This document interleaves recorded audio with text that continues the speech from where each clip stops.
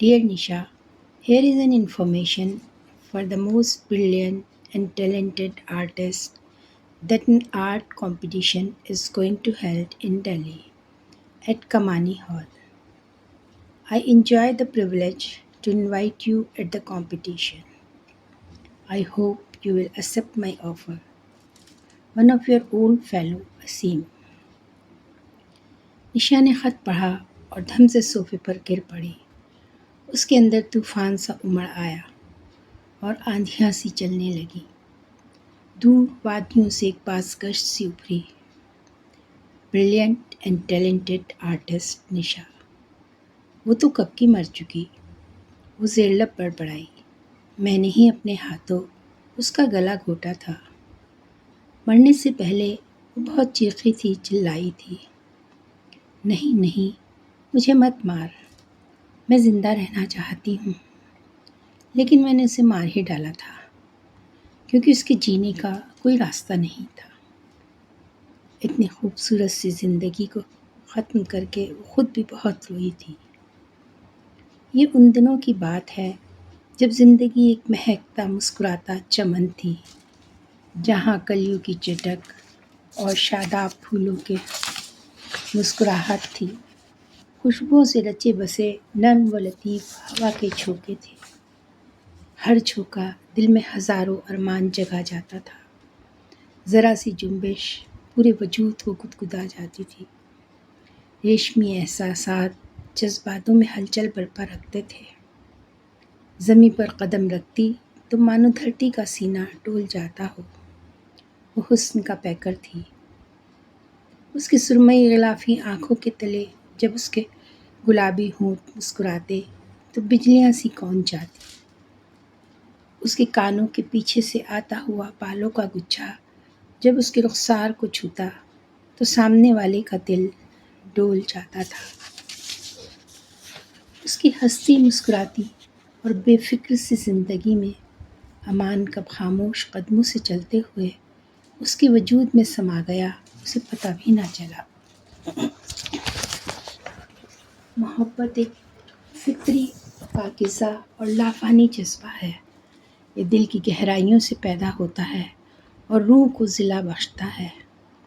ये ज़िंदगी के मायने देता है, हवाओं की दोश पर परवाज़ करना सिखाता है। जिस कदर ये हसीन और तिलिस्माती है, उतना ही इसका हासिल मुश्किल। हासिल मोहब्बत नहीं आसान इतना, एक आग का दरिया है और डूब के जाना है। शहर के हर साल होने वाले नुमाइश में मुसव्वरी का जो मुकाबला होता था, उसमें वो जज बनकर आया था। उसकी पुरवकार शख्सियत सब में ही नुमाया थी।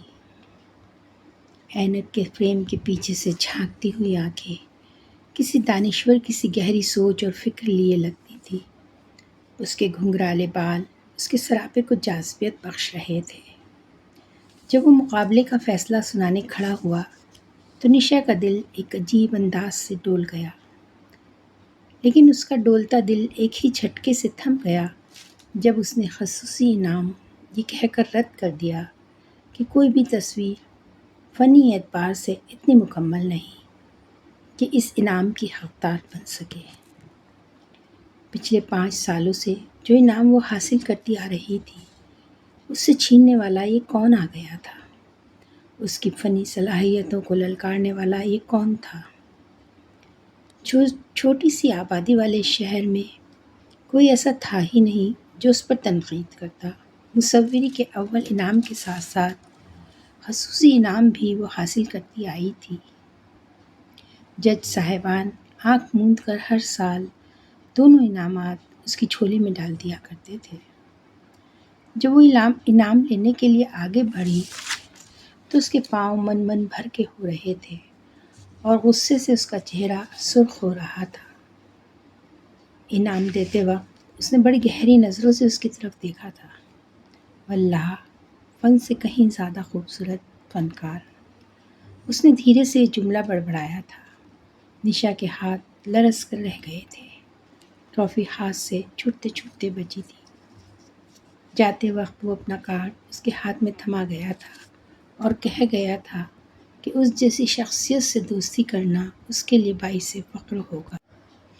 وہ خود تو چلا گیا تھا لیکن اپنی شخصیت کا زہر چھوڑ گیا تھا۔ اس کا پروقار سراپا رہ رہ کر اس کی آنکھوں کے سامنے گھوم جاتا تھا۔ اس کی آواز کی گونج اس کے دل کی وادیوں سے ٹکرا ٹکرا کر اس کے جذبات میں آتش پیدا کرتی تھی۔ اور پھر شروع ہو گیا تھا خطوں کا نہ ختم ہونے والا سلسلہ۔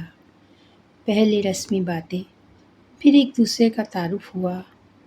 وہ آرٹ کالج میں لیکچرر ہونے کے ساتھ ساتھ فن کا بہت بڑا نقاد تھا۔ آئے دن اخباروں میں اس کی تنقید چھپتی رہتی تھی۔ اکثر خطوں میں بھی وہ مصوری کے فن پر بحث کرتا۔ وہ ایک ماہر نقاد کی طرح فن کی باریکیوں کو اسے سمجھاتا، اس کی تصویروں پر تنقید کرتا۔ وہ جو اپنے آپ پر اتنا ناز کرتی تھی، اپنے آپ کو ایک مکمل فنکار سمجھتی تھی، اب اپنے آپ کو بہت چھوٹا محسوس کرنے لگی تھی۔ فن کی ان باریکیوں کو تو اس نے کبھی جانا ہی نہیں تھا۔ کبھی کبھی ان کے خطوں میں دنیا کے موجودہ مسائل کا بھی ذکر ہوتا۔ دھیرے دھیرے اس کے خطوط بین الاقوامی مسائل کا اکھاڑا سا بن گئے۔ دنیا میں پھیلا تشدد، لوگوں کا ذہنی انتشار اور ان سب سے بڑھ کر عورت کا سماج میں درجہ۔ عورت کے تئیں اس کا اپنا ہی ایک نظریہ تھا۔ عورت قدرت کا انمول تحفہ ہو کر بھی کیوں تباہ و برباد ہے۔ وہ لکھتا کہ اپنی موجودہ حالت کے لیے دراصل عورت خود ہی ذمہ دار ہے۔ وہ مرد کے بغیر ادھوری ہے۔ اپنی تکمیل کے لیے وہ مرد کا ہر جائز ناجائز ظلم برداشت کرتی ہے۔ کیا تم اپنے آپ کو ادھورا محسوس نہیں کرتی؟ اپنے ہر خط میں وہ کوئی نہ کوئی جملہ ایسا لکھ جاتا جو نشا کو اندر تک گدگدا جاتا تھا، اور وہ اسے دانتوں میں دبا کر یوں اڑتی پھرتی مانو چڑیا کو گھونسلہ بنانے کے لیے تنکا مل گیا ہو۔ کبھی بھی اس نے براہ راست کھلے لفظوں میں محبت کا اظہار نہیں کیا تھا، لیکن عشق کا یہ گھٹیا اور بچکانہ انداز کیا کبھی اسے زیب دیتا؟ کبھی نہیں۔ اس کی شخصیت کا یہ ٹھہراؤ، یہ پختگی ہی تو اسے دیوانہ کیے دیتی تھی۔ وہ اس کی محبت میں اندھی ہو کر بے تحاشا دوڑنے لگی۔ اس کی زندگی کا ایک ہی مقصد تھا، امان، ایک ہی رنگ تھا، محبت۔ وہ راتوں کو رنگین سپنے دیکھتی اور دن میں ان کے سنہرے تانے بانے میں الجھی رہتی۔ پھر وہ اس دن کا انتظار کرنے لگی جب امان ان خطوں کی تحریروں سے نکل کر جیتے جاگتے روپ میں اس کے پاس ہوگا۔ پھر یہ سیاہی اور کاغذ کی دیوار ان کے بیچ نہیں ہوگی۔ وہ سوچا کرتی تھی جب امان اس کا ہو جائے گا تو وہ ہر ایک خط پر اس سے دوبارہ بحث کرے گی۔ خطوں میں وہ اتنا سب کچھ کہاں کہہ پاتی تھی۔ بہت کچھ انکہا رہ جاتا تھا۔ بہت سی باتیں ایسی ہوتی تھیں جو اسے تلملا جاتی تھیں اور وہ ان کا ایسا ہی تیکھا جواب دینا چاہتی تھی، لیکن دل کے ہاتھوں مجبور تھی۔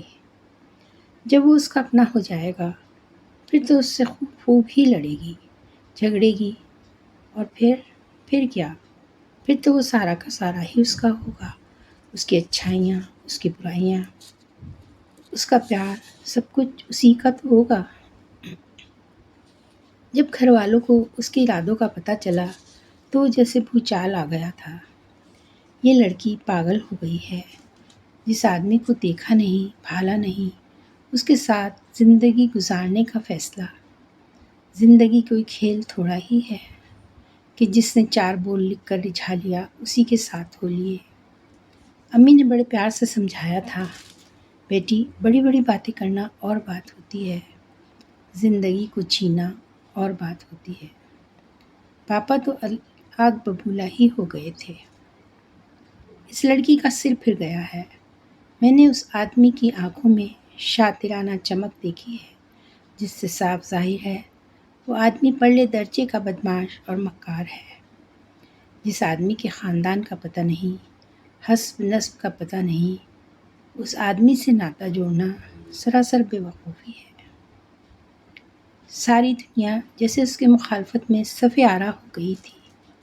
لیکن وہ سب کے سامنے سینہ تان کر کھڑی ہو گئی تھی۔ زندگی میں اس نے جو چاہا حاصل کیا، پھر اپنے پیار کو کیسے چھوڑ دیتی، اور آخر کار جیت اسی کی ہوئی تھی۔ جب امان دلہا بن کر آیا تھا تو ہر طرف چم گوئیاں ہونے لگی تھیں۔ کیا نشا جیسی خوبصورت لڑکی کے لیے کوئی اور نہیں ہو سکتا؟ کسی نے کہا تھا، بھئی یہ دل کا معاملہ ہے، لڑکی کی اپنی پسند کی شادی ہے۔ یہ سن کر لوگوں نے دانتوں تلے انگلی دبا لی تھی۔ ہوئی، یہ کیا پسند ہوئی بھلا؟ کوے کی چوچ میں انگور پسند ہوئی۔ لیکن نشا ان تمام نکتہ چینیوں سے بے نیاز آنے والے کل کے رنگین سپنوں میں ڈوبی ہوئی تھی۔ امان کا تصور اسے گدگدا جاتا تھا۔ اب تک تو وہ اس کے خوابوں، خیالوں اور خطوں کے ذریعے ہی ملاقات کرتی آئی تھی۔ اب وہ اس سے حقیقت میں ملے گی، پتہ نہیں وہ اس سے کس طرح پیش آئے گا۔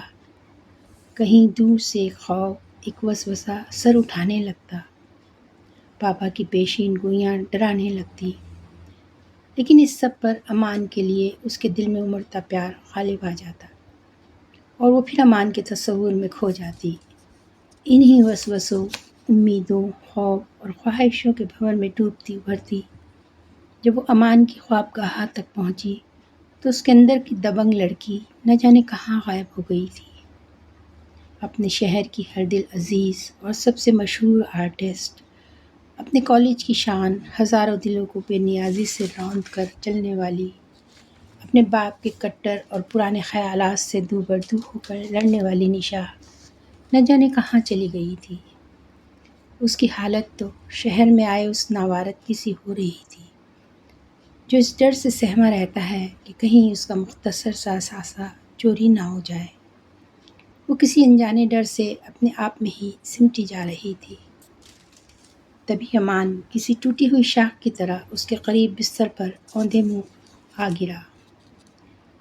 اس کا زور زور سے دھڑکتا دل جیسے تھم سا گیا ہو۔ اس نے گردن گھما کر امان کی طرف دیکھا تو بو کا ایک تیز جھونکا اس کے اندر کی کھلتی کلیوں کو جھلسا گیا۔ اس نے دھیرے سے پکارا، امان! گو کہ اس کے روم روم چیخ رہا تھا، امان، امان! یہ تمہارا کون سا روپ ہے؟ اس کا ذکر تو تم نے خطوں میں کہیں نہیں کیا، کہیں تم نے مجھ سے کچھ چھپایا تو نہیں؟ نہیں امان، نہیں، میرے ساتھ ایسا مت کرنا، میں کہیں کی بھی نہیں رہوں گی۔ میں تو اپنے لشکر کے سارے بادباں چلا کر آئی ہوں، میں پاپا کو کیا منہ دکھاؤں گی؟ اسے یقین ہی نہیں آ رہا تھا، یہ وہی امان ہے جسے اس نے دیوتا بنا کر پوجا تھا، اپنی آرزوؤں کی کلیوں کو گونتھ کر جس کے لیے پیار کی مالا بنائی تھی۔ اسے شدید دھکا لگا تھا، یوں لگا جیسے آسمان کی بلندیوں سے زمین پر منہ کے بل آ گری ہو۔ اسے احساس ہوا تھا کہ ہر چمکنے والی چیز سونا نہیں ہوا کرتی۔ امان بھی مصنوعی چمک سے آویز ایک ایسا ہی پتھر تھا، لیکن نہیں، امان پتھر نہیں ہو سکتا، وہ تو اس کی چاہتوں، آرزوؤں، امنگوں کا مرکز تھا، وہ اس کے جیون کا سنگیت تھا، اس کی تنہائیوں کی گنگناہٹ، اس کے امڑتے اور مچلتے جذبوں کی پناہ تھی۔ وہ اسے یوں تباہ نہیں ہونے دے گی۔ وہ اس پتھر کو ہیرا تو نہیں بنا سکتی، ہاں البتہ اپنی چاہت اور خلوص سے وہ اسے پوجا جانے والا دیوتا تو بنا ہی سکتی ہے، اور وہ اس کے جذبات کی گرمی اور محبت کی تپش پا کر ایک دن مون ہو بھی گیا تھا۔ اس کے بھیتر سے ایک روتا پلکتا بچہ باہر نکل آیا تھا۔ سگی ماں کے سوتیلے سلوک کا شکار یہ بچہ کس قدر خوف زدہ تھا۔ وہ حیران بھی تھی کہ اس پر طرح طرح سے ظلم توڑنے والی ماں دوسرے بیٹے کے لیے اتنے ہمدرد اور شفیق کیسے ہو سکتی ہے۔ وہ تو ماں کی ممتا اور اس کی نرم گرم گود کے لیے ترستا ہی رہا۔ اس کے ذہن میں تو جینوں والی گلی کا وہ نالہ ہی محفوظ تھا جہاں وہ ماں کی مار کے ڈر سے چھپ جایا کرتا تھا۔ اس کے خوف اور دہشت سے لرزتے کانپتے جسم کی باہوں کی گرمی دینے والا کوئی نہیں تھا۔ وہ خوف ایک سایہ بن کر تمام زندگی اس کا پیچھا کرتا رہا۔ اس سے بچنے کے لیے وہ بھاگتا رہا، ادھر ادھر بھٹکتا رہا، آخر کار اسے پناہ ملی شراب کے اس گلاس میں۔ اس معصوم بچے پر نشا کو بے پناہ پیار آیا تھا۔ دل ہزار ہزار آنسو رویا تھا اس کی بے بسی پر۔ نشا نے اسے اپنی باہوں کے گھیرے میں قید کر لیا تھا۔ وہ اسے اس خوف سے ابھار لینا چاہتی تھی۔ امان کے جنم دن پر نشا نے ڈرائنگ روم کے اس مخصوص کونے میں جو امان نے اس کی پینٹنگز کے لیے خاص طور سے بنوایا تھا ایک تصویر بنائی تھی، ماں اور بچے کی تصویر۔ ہاں امان، میں تمہارے لیے ماں بنوں گی۔ امان نے تشکر آمیز نظر سے اسے دیکھا تھا۔ نشا، تم نے مجھے نئی زندگی دی ہے، میں تمہارے بغیر جی نہیں سکتا۔ اور مارے خوشی کے نشا جھوم اٹھی تھی، مانو کسی نے ہزاروں منیاں اس کی گود میں لا کر ڈال دی ہوں۔ وہ پھر وہی اس کا تصور والا امان بن جائے گا جسے اس نے اپنے دل کے گوشوں میں بسایا تھا۔ لیکن جب وہ اس کے قریب ہوتا تو لگتا دنیا جہاں میں نشا کے سوا اس کا کوئی نہیں۔ ذرا دور ہوتا تو کسی شرارتی بچے کی طرح اٹکھے لیا کرتا۔ وہ گھونٹ گھونٹ اس کی محبت کو پیتا، لطف اندوز ہوتا اور کسی بھنورے کی طرح اڑ جاتا۔ بہانے بنا کر راتوں کو غائب ہو جاتا اور پی کر دوست کے وہاں پڑا رہتا۔ نشا سب کچھ جان کر بھی انجان بنی رہی، پھر ایک جٹ ہو جاتی اس کی شخصیت کو سمیٹنے میں۔ کسی ماہر شہر سوار کی طرح وہ گرتی اٹھتی اور پھر آگے بڑھ جاتی اپنی منزل کی طرف۔ نشا کو لگتا تھا کہ قسمت نے بد نصیب امان کو جہاں لا پٹکا تھا، حالات کی بھٹی نے اسے سانچے میں پکا کر پختہ کر دیا تھا۔ اب اسے کسی نئے سانچے میں ڈھالنا مشکل ہی نہیں ناممکن تھا۔ جب جب بھی نشا مایوس اور نا امید ہوتی، اس کی بنائی ہوئی تصویر اس کی آنکھوں کے سامنے آ جاتی، مانو کہہ رہی ہو، نشا تم کو تو ماں بننا ہے، محبوبہ نہیں۔ ایک ماں جو اپنے بچے کے ہر عیب کو اپنے دامن میں چھپا لیتی ہے۔ لیکن دھیرے دھیرے اسے حوصلہ دینے والی یہ تصویر اس پر بوجھ بنتی گئی، اس کی پریشانیاں بڑھانے لگی۔ جب ہر آنے جانے والا شخص اس پینٹنگ کی تعریف کرتا تو مان کھینچ سا جاتا تھا۔ اس دن جنم دن کی پارٹی میں سبھی نے اسے گھیر لیا تھا۔ آپ کے اندر تو بہت بڑا کلاکار چھپا ہوا ہے، اسے ابھرنے کا موقع دیجیے، اپنی تصویروں کی نمائش کرائیں۔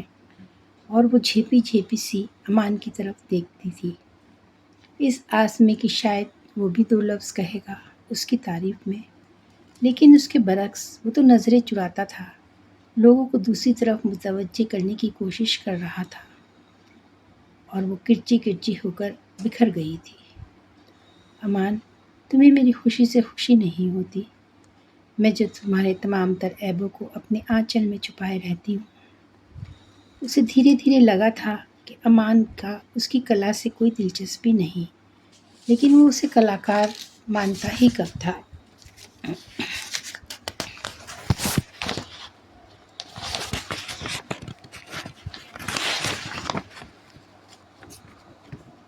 اس بات کا ثبوت تو اس نے پہلے دن ہی اسے ملنے والی خصوصی انعام رد کر کے دے دیا تھا۔ وہ صرف کلاکار نہیں مانتا تھا، اس نے کبھی اس کی کلا کو سراہا ہی نہیں تھا، وہ تو اس کی خامیاں ہی نکالتا تھا۔ اور وہ یہ سوچ کر خوش ہوتی کہ ایک نقاد ہی سچا دوست ہوتا ہے۔ شاید وہ اس کی کلا کو مکمل بنانا چاہتا ہے، اسے فن کی بلندیوں پر پہنچانا چاہتا ہے، لیکن ایسا کچھ نہیں تھا۔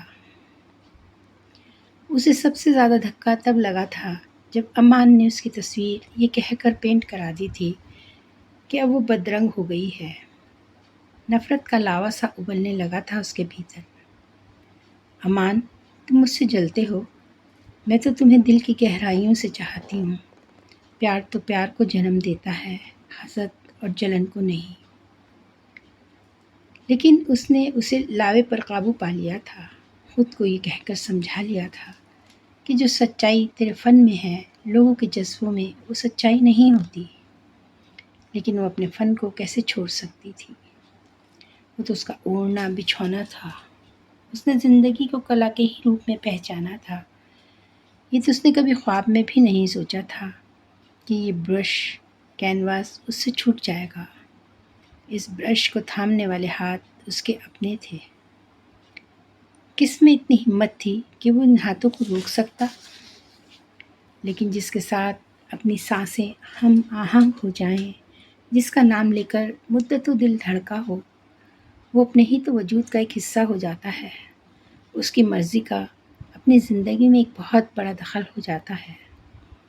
امان کی آنکھوں میں اپنی کلا کے تئیں نفرت اور حقارت دیکھ کر اس کے دل میں نشتر سے چپ جایا کرتے تھے۔ اسے اپنی کلا کی توہین برداشت نہ ہوتی اور وہ اپمان اور ترسکار کے ڈر سے اپنی کلا کو ایک گناہ کی طرح چھپا لیتی۔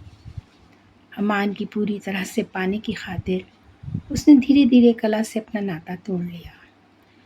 رنگوں کی اس دنیا کو خیر بات کہہ کر مانو اس کی دنیا اجاڑ ہو گئی تھی۔ ہر چیز پھیکی اور بے رنگ تھی۔ اب اسے احساس ہوا تھا کہ اس کا پہلا پیار تو اس کی یہ کلا ہی تھی۔ اس سے بچھڑ کر جینا اس کے لیے ناممکن تھا۔ کلا اس کا شوق نہیں، مجبوری تھی۔ ہر دم رنگوں کی دنیا اسے بلاتی۔ ہر سمت طرح طرح کے رنگ رقص کرتے نظر دکھائی پڑتے۔ ہاتھ پاؤں ہوتے ہوئے بھی اپاہجوں کی طرح دنیا کو دیکھنا بڑا ہی تکلیف دہ تھا۔ اس لیے اس نے اپنے دل و دماغ کے تمام تر کھڑکی دروازے بند کر لیے تھے، تمام دنیا سے اپنا ناطا توڑ لیا تھا۔ لیکن امان کی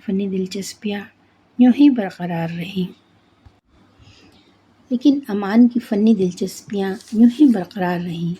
وہ آرٹ گیلریز جاتا، آرٹ کانفرنسز اٹینڈ کرتا، تنقیدی آرٹیکل لکھتا، اور کبھی کبھی نشا اپنے اندر کے کلاکار کے ہاتھوں مجبور ہو کر کچھ دخل اندازی کرتی تو وہ اسے کہہ کر چپ کرا دیتا کہ تم کچھ نہیں جانتی، عقل کے گھوڑے نہ دوڑاؤ۔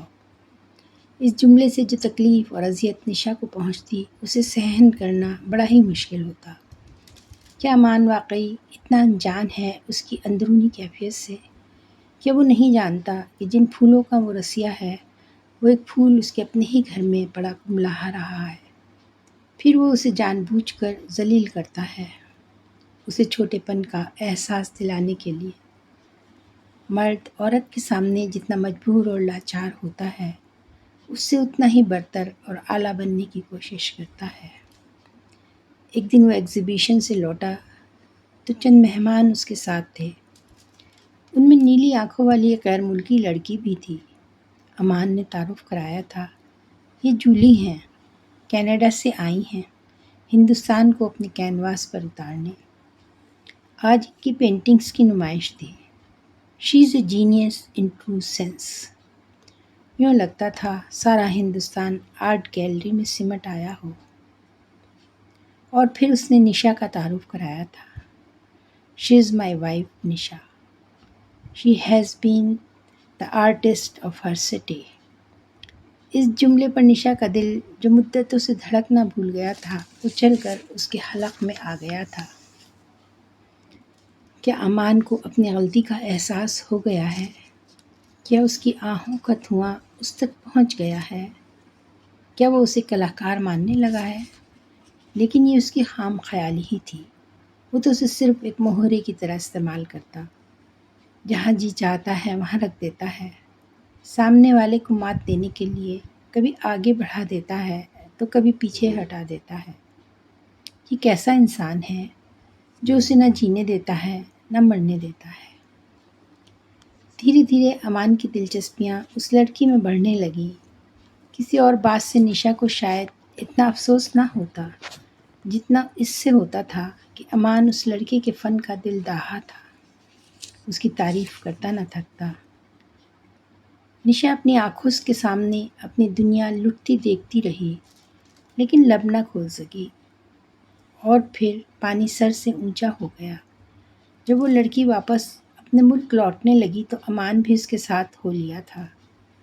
اس نے نشا سے یہی بتایا تھا کہ جولی اسے اپنے ملک گھمانا چاہتی ہے۔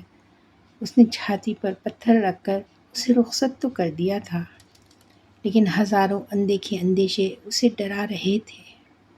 پھر وہی ہوا جس کا نشا کو ڈر تھا۔ دن مہینے سالوں میں بدلنے لگے۔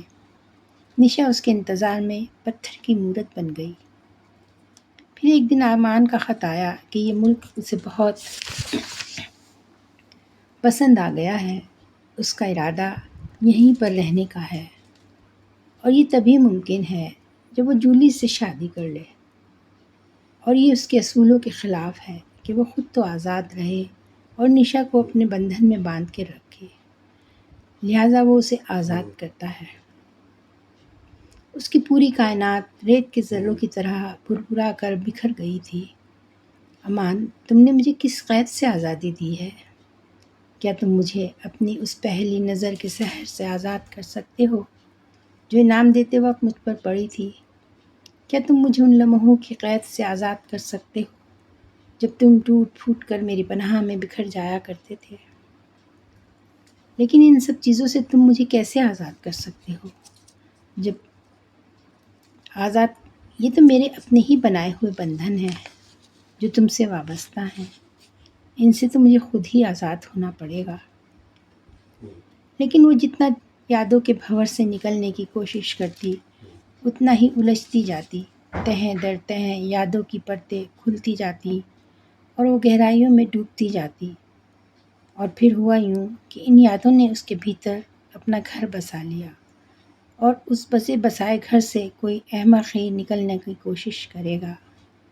وہ تنہا دنیا کا کاروبار چلتا دیکھتی رہی، سب کچھ ویسا ہی تھا، وہی روپہلی صبحیں، سرمئی شامیں اور لمبی تاریک راتیں۔